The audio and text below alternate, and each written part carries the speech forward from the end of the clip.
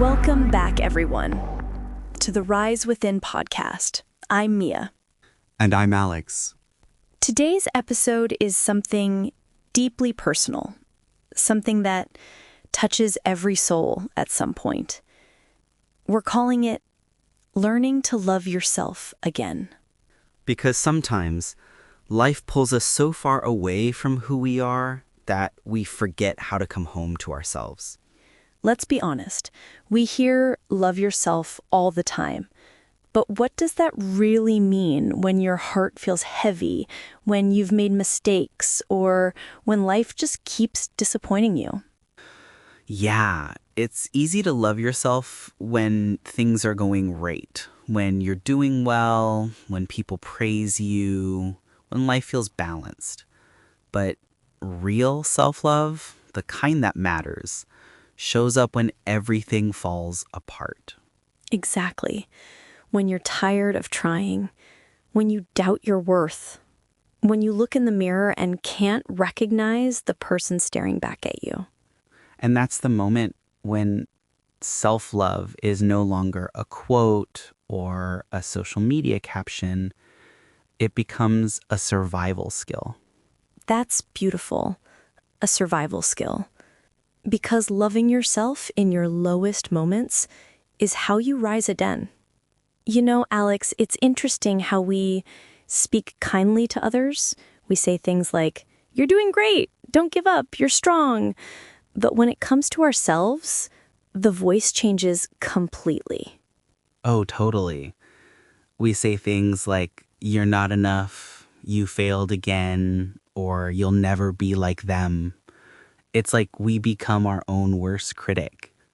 And that inner voice, if left unchecked, can destroy your confidence piece by piece. You start believing that voice is the truth, even when it's just fear or comparison talking. Self-love starts by changing that voice, by learning to talk to yourself like someone you truly care about. Right. You wouldn't talk to your best friend the way you talk to yourself on bad days. So why should you treat yourself any less gently?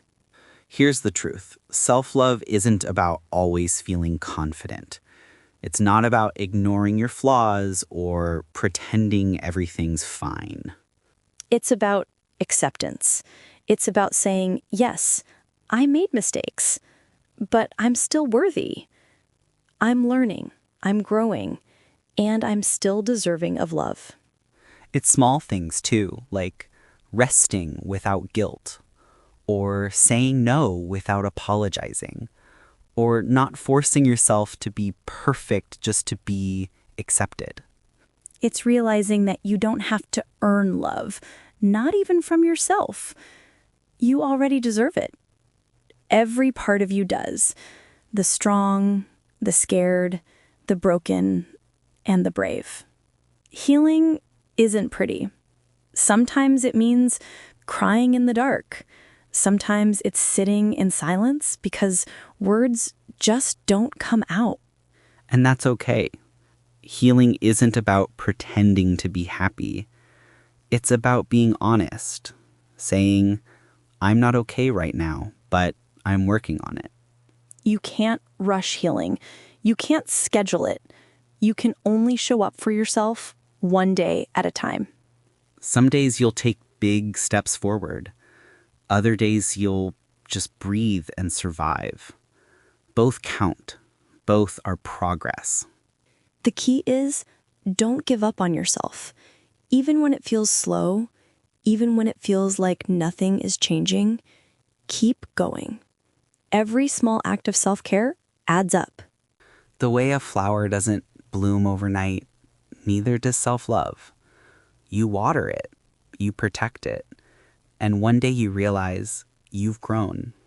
I think one of the most powerful parts of self-love is rediscovering who you are when no one's watching. Who are you when it's just you and your thoughts? Yeah, when there's no pressure to perform or please others. That's where real peace begins. Try this. Spend a few minutes each day alone, without your phone, without noise. Ask yourself what do I need right now? And then listen. Self-love grows in silence, in those quiet moments where you allow yourself to feel, to rest, to exist without judgment. And even if you've been distant from yourself for a long time, you can always come back. You can always begin again. So, how do we actually practice self-love every day?